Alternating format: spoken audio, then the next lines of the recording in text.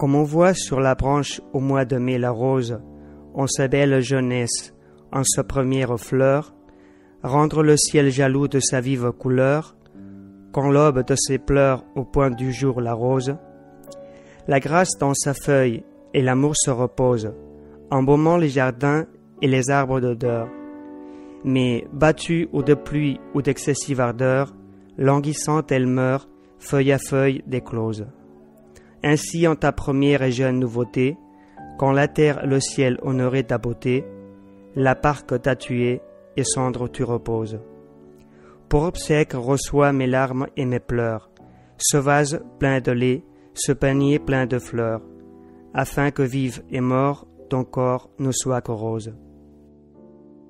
Là, une déchirure qui zèvre les yeux de celui qui veut reposer sa main sous le clair de l'arbre, tendu sur le bord d'un champ qui s'endort.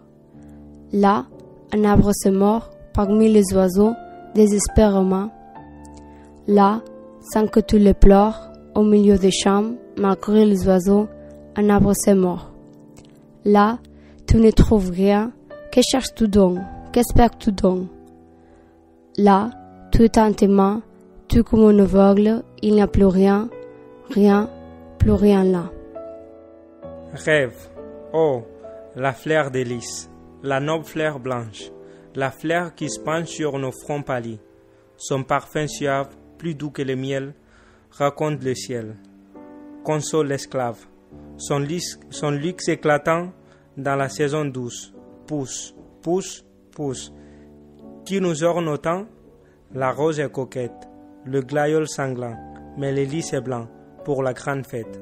Oh, le temps des rois, des grands capitaines, des phrases hautaines aux étrangers froids. Le printemps s'apprête, les lys vont fleurir. Oh, ne pas mourir avant cette fête. On ne m'a pas compris, on a tout mélangé.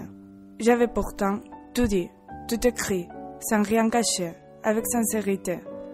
On n'a pas voulu de moi, je n'aurais pas dû tout raconter. On n'a pas le droit de me faire ça, c'est de la cruauté. Il ne me reste que le silence.